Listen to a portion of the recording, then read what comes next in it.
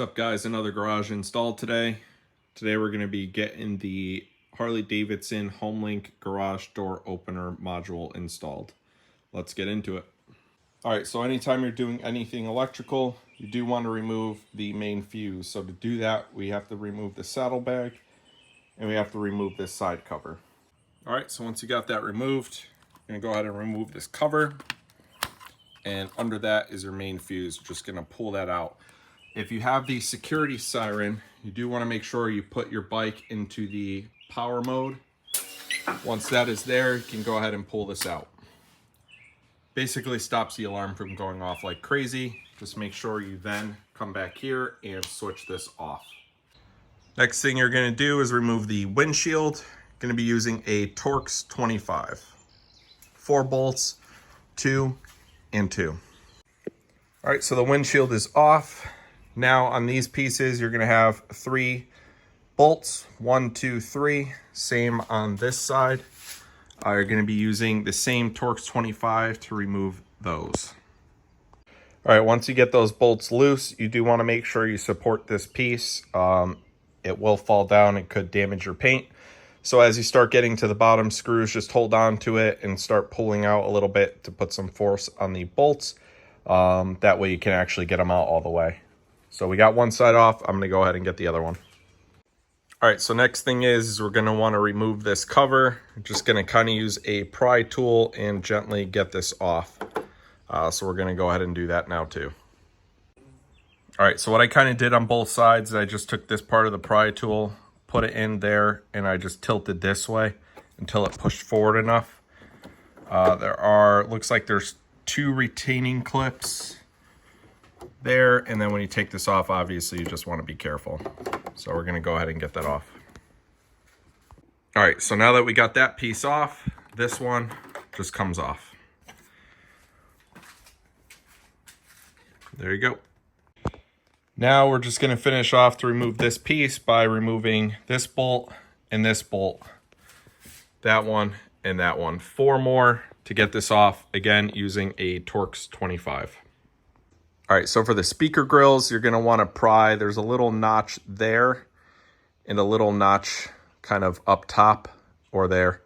You're going to want to pry from the top area because there are these little hooks on the bottom that keep it in place. So again, you want to pry from there and from there on the left and right sides. All right, now we got those bolts out. We're going to be moving on to these lower wing bolts. Again, Torx 25. Doesn't seem to be changing, so that's good.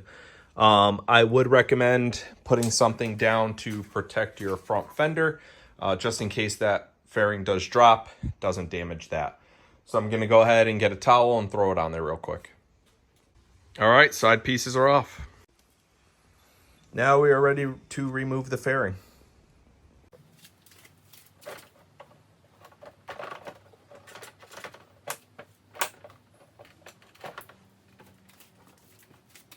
All right, and the fairing is off of the bike. All right, so it's my understanding that the plug that's needed for this is somewhere under here. So we're gonna unbolt the amp to try to gain access to some of these wires underneath. So to take the amp bolts out, it's actually gonna be a Torx 30. So we're gonna get those out. All right, so we do have to remove the headlight housing again. Looks like it's still gonna be the Torx 30. We have 1, 2, 3, and 4 bolts, it looks like. So let's get those off. All right, so the headlight is removed. This is the connector that we need, which looks like it's all taped off under here. So I'm gonna go ahead and try to get it through the top. All right, so small change of plans. You do not have to run it through the top. There is a little push pin. You just plug it in there, and that's going to run right over there. All right, so now we're going to mount this up. So this little tab here goes on the left side. It does go underneath, and you're going to use the provided hardware in the kit with a Torx 30 to mount that there. So we're going to go ahead and do that. All right, so now we're going to take the module, slide it in, push it down over here. So that's going to be locked into place. You're going to remove this dummy pin and we're just going to plug it right in. All right, so we got that piece installed. Unfortunately, there's not really a way to test this because the dealership does have to enable this product via the digital technician. So that will require about a half-hour labor rate for them to plug your bike in and program it for it to work with this module.